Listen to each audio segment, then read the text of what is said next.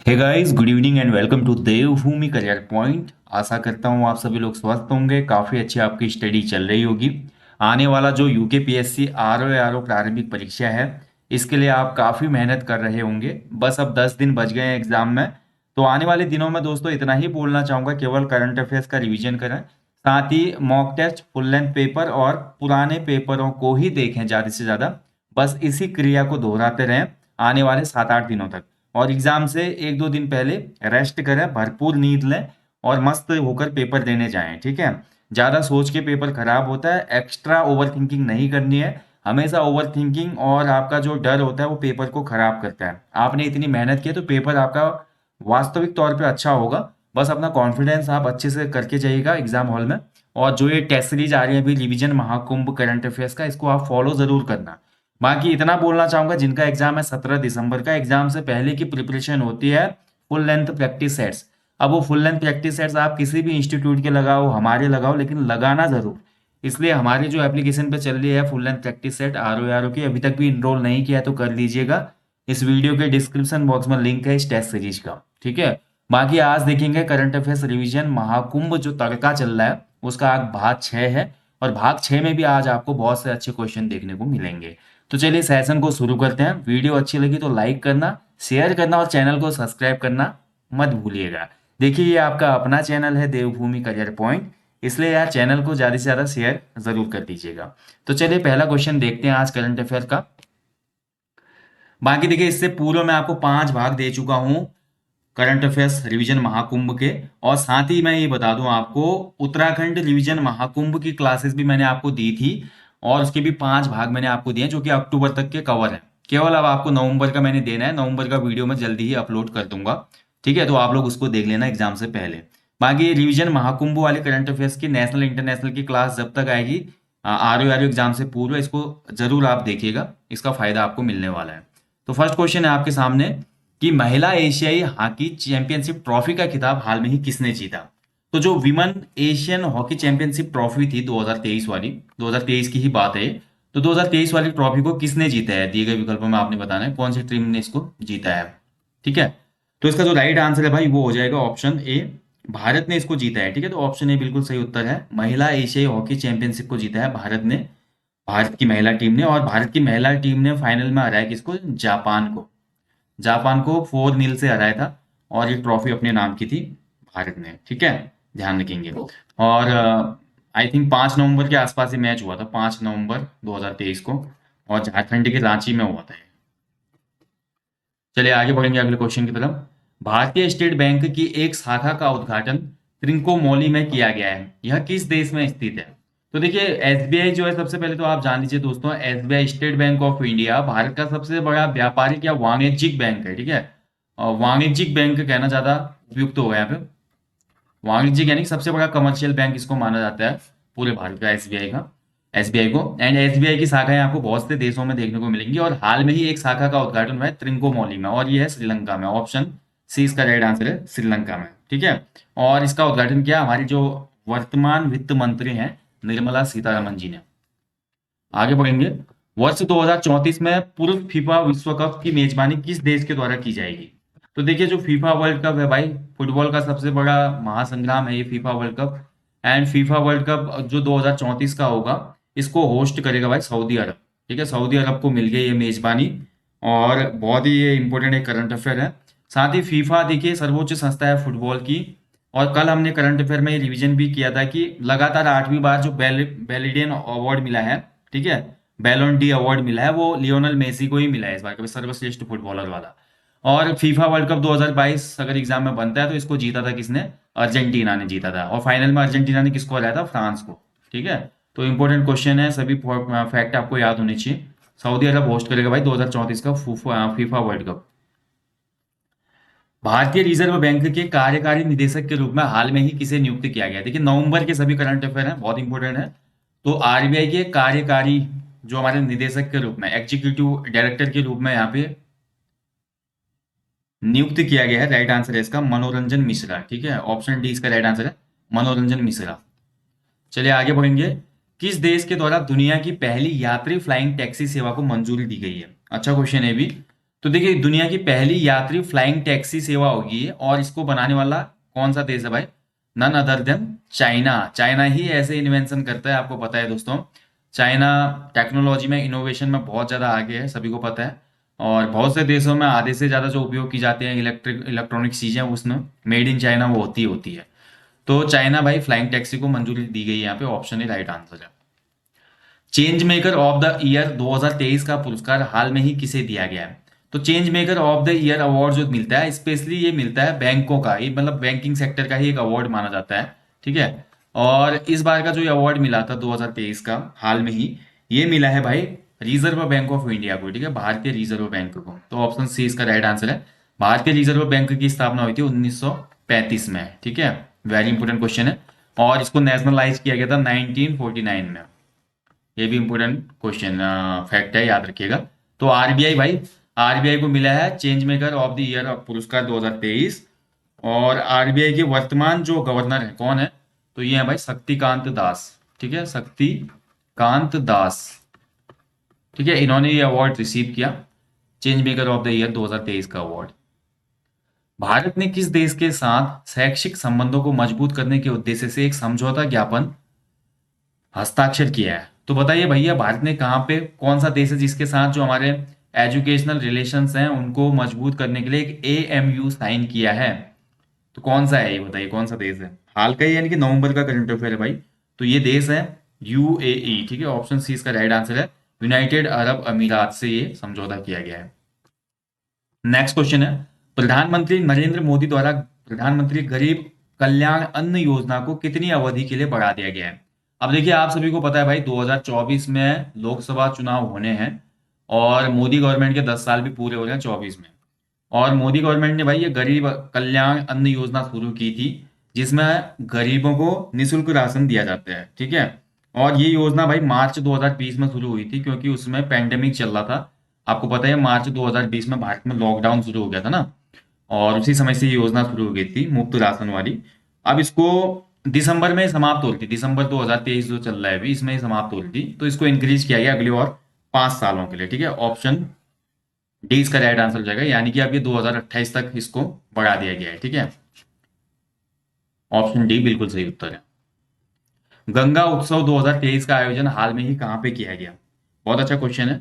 तो देखिए गंगा उत्सव 2023 इसका आयोजन हुआ भाई नई दिल्ली में। ऑप्शन डी इसका राइट आंसर है, नई दिल्ली इसका सही उत्तर है। देखिए क्वेश्चन रिलेट नहीं करे, कई बार हम ये गलती करते थे। गंगा जो है भाई कानपुर, हरिद्वार, वाराणसी से होकर गुजरती है, पर जो गंगा उत्सव था ये नई दिल्ली में आयोजित हुआ था, ठीक है। ऐसे ही क्वेश्चन एग्जामिनर पूछता है, जहाँ पे हम क्या करते हैं, जितने भी कैंडिडेट होते हैं हम रिलेट करते हैं, यार ये करंट अफेयर दिया है तो इसका तो ये होना चाहिए, क्योंकि इन तीन प्लेसों से ही गंगा जाती, तो कहीं ना कहीं यहाँ पे हुआ होगा, बट ऐसा नहीं है। ऐसे ही कुछ मतलब अलग से जो करंट अफेयर होते हैं उन पे आयोग के एक्सपर्ट की नजर भी रहती है। तो ये समझना है और आपको आंसर ध्यानपूर्वक करना है। सीबीआई के संयुक्त निदेशक हाल में ही किसे नियुक्त किया गया है? तो देखिए हाल में ही हमारा संयुक्त निदेशक होता है ज्वाइंट डायरेक्टर। तो ज्वाइंट डायरेक्टर बने हैं हाल में ही सेंट्रल ब्यूरो ऑफ इन्वेस्टिगेशन के, राइट आंसर इसका प्रवीण मधुकर, ठीक है। ऑप्शन सी इसका सही उत्तर है, प्रवीण मधुकर जी बने हैं, ध्यान रखेंगे। हुरुन इंडिया परोपकार सूची 2023 में शीर्ष पर कौन रहा है? बहुत अच्छा क्वेश्चन है। देखिए हुरुन जो हमारी है भाई, हुरुन इंडिया परोपकार सूची, इसमें ये देखा जाता है कि पूरे साल में जो सबसे ज्यादा बड़ा जो दान दाता है वो कौन है, किसने सबसे ज्यादा दान किया है, ठीक है। और इस सूची में शीर्ष पर रहने वाले जो व्यक्ति बने वो बने शिव नादर या शिव नाडर। सभी लोग जानते होंगे शिव नादर जी को। शिव नादर जी जो है हमारे, ये HCL, हिंदुस्तान कंप्यूटर लिमिटेड्स, ठीक है, HCL के फाउंडर हैं भाई, ध्यान रखेंगे। और जो डेटा आया है 2022-23 का, 22-23 के डेटा के अनुसार लगभग लगभग इन्होंने 2041 करोड़ रुपए दान किए भाई, ठीक है। बहुत बड़ा अमाउंट है यार, इतना दान करना बहुत बड़ी बात है अपने आप में ही। तो सबसे बड़ी दानदाता है ये भारत के, और इस हुरुन इंडिया पुरस्कार सूची में फर्स्ट प्लेस पे रहे हैं। कॉलिंस डिक्शनरी ने किस शब्द को वर्ड ऑफ द ईयर 2023 के रूप में चुना है? देखिए कॉलिंस डिक्शनरी का अलग है सीन, ऐसे क्वेश्चन बनता है ऑक्सफोर्ड डिक्शनरी ने किसे चुना है, ठीक है। अलग अलग तरीके से क्वेश्चन बनते हैं, यहाँ पे कॉलिंस डिक्शनरी का क्वेश्चन बन रहा है, तो इसमें वर्ड ऑफ द ईयर यानी कि 2023 का जो सबसे महत्वपूर्ण शब्द है, किस शब्द को चुना गया 2023 के लिए, तो ये शब्द है एआई शब्द, ठीक है। एआई शब्द यानी कि ये एआई शब्द इंडिकेट करता है आर्टिफिशियल आर्टिफिशियल इंटेलिजेंस को, ठीक है। तो इसको भैया कॉलिंस जो हमारी डिक्शनरी है उसने वर्ड ऑफ द ईयर 2023 चुना है, ठीक है, वेरी इंपोर्टेंट है। भारत ने किस देश के साथ आवाजाही और प्रवासन साझेदारी समझौते पर हस्ताक्षर किए हैं? तो ये सभी नवंबर के करंट अफेयर हैं, इसमें इसलिए आपको दिया नहीं है, तो आप समझ जाइएगा नवंबर के ही हैं ये। तो भारत ने देखिए आवाजाही और प्रवासन साझेदारी समझौते पर हस्ताक्षर किए हाल में ही नवंबर में, किसके साथ? इटली देश के साथ, ठीक है। तो ऑप्शन ए इसका राइट आंसर है, इटली। अब देखिए जो ये समझौता हुआ है आवाजाही और प्रवासन का, इससे फायदा ये होगा कि दोनों देशों के जो छात्र होते हैं या जो भी यहाँ से काम करने के लिए जाते हैं उस देश में, ठीक है, या उस देश के जो यहाँ आते हैं, तो उनको निर्बाध आवाजाही मिलेगी इसमें, यानी कि जो आवागमन करेंगे एक दूसरे देश में तो उनको कोई दिक्कत नहीं होगी, स्पेशली जो छात्र हैं और वर्कर्स हैं उनके लिए, ठीक है। चुनाव आयोग द्वारा उम्मीदवारों और चुनाव प्रबंधन के लिए किस नाम से एक सॉफ्टवेयर विकसित किया गया है? तो देखिए हाल में जो इलेक्शन कमीशन था इसने उम्मीदवारों और चुनाव प्रबंधन के लिए एक सॉफ्टवेयर डेवलप किया, और इस सॉफ्टवेयर का नाम है एनकोर, ठीक है। एनकोर इसका सॉफ्टवेयर का नाम है। इसका फुल फॉर्म अगर मैं बोलूँ तो यह है enabling communication of real time environment, ठीक है। Enabling communication of real time environment, okay. इनकोर आपको याद रखना, वेरी इंपॉर्टेंट क्वेश्चन है, ये आ सकता है एग्जाम में। भारत के मुख्य सूचना आयुक्त के रूप में हाल में ही किसे नियुक्त किया गया है?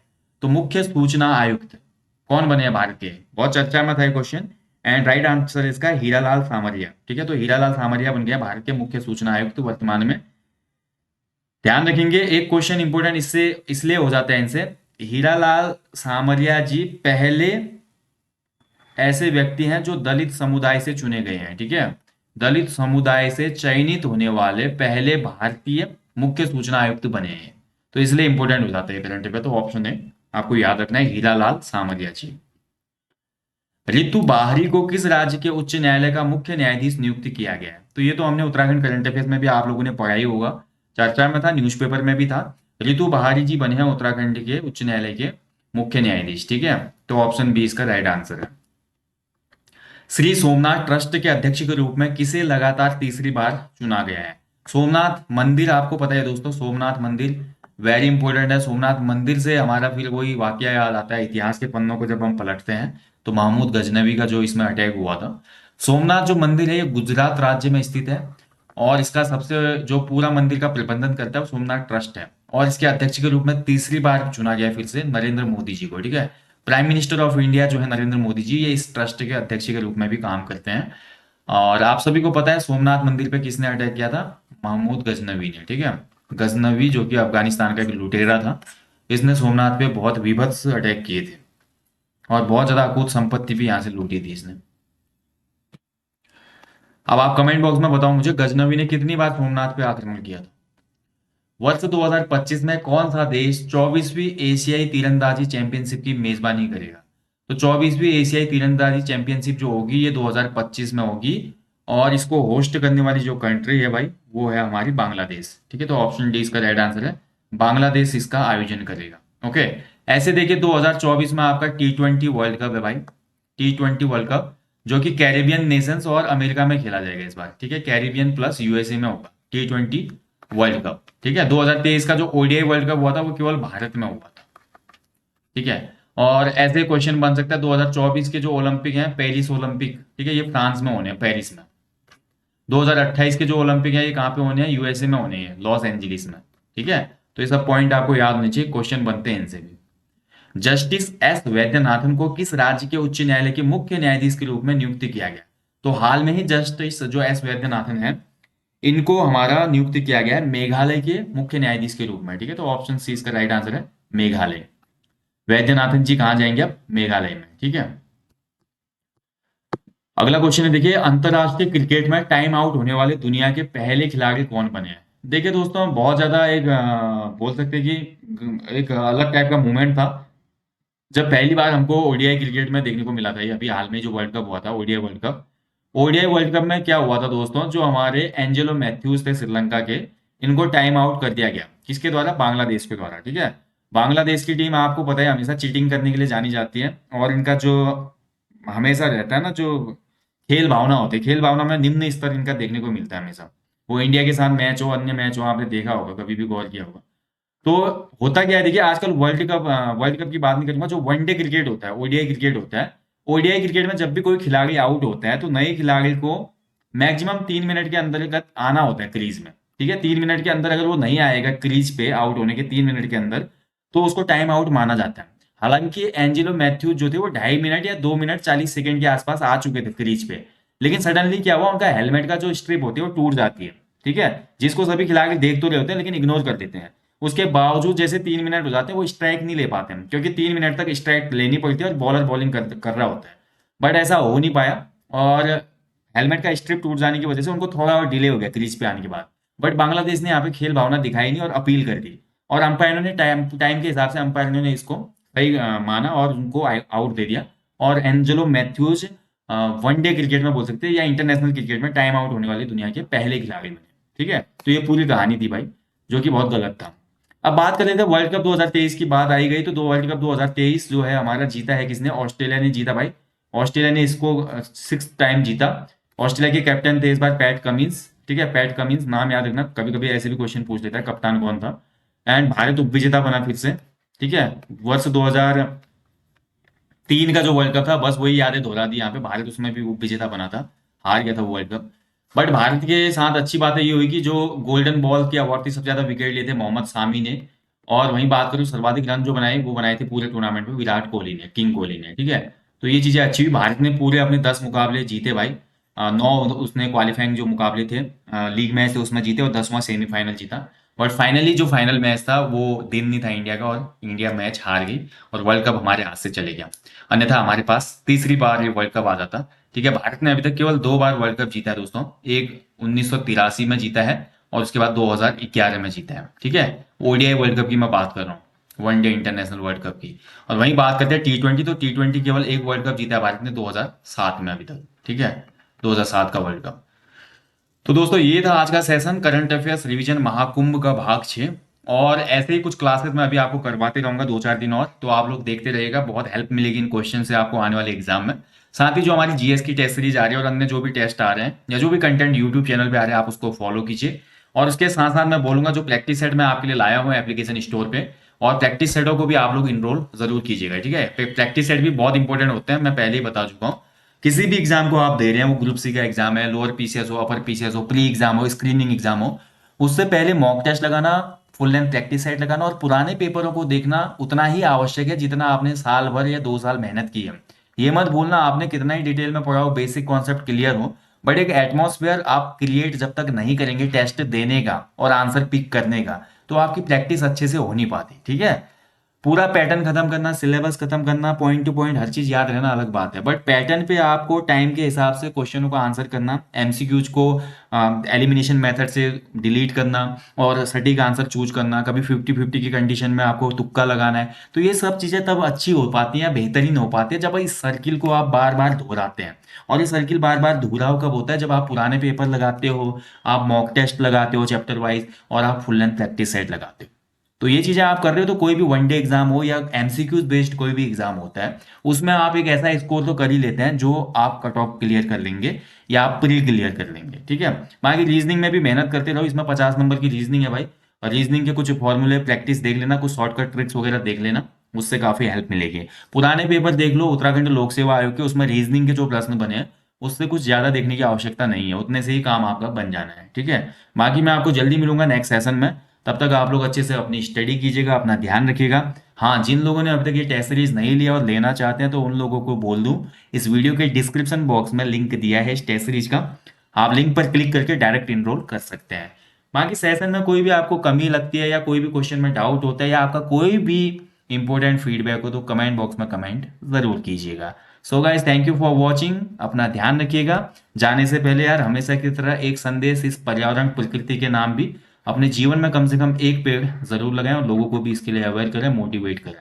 जहां भी आप घूमने जाते हैं और अपने घर के आसपास स्वच्छता का विशेष ध्यान रखें दोस्तों। ठीक है, हमेशा अपने जीवन में अपने गुरुजनों का और जिनसे भी आपको मोटिवेशन मिलता है उनको हमेशा सम्मान दें, और आपके जो अनुज हैं या जो आपसे सीखना चाहते हैं उनको हमेशा जिंदगी में अच्छी प्रेरणा दें, उनको बहुत ज्यादा मोटिवेशन दें, अच्छी शिक्षा दें, ताकि उनका भी जीवन संवर पाए आपकी तरह ही। जय हिंद, जय देवभूमि, शुभ रात्रि, गॉड ब्लेस यू ऑल।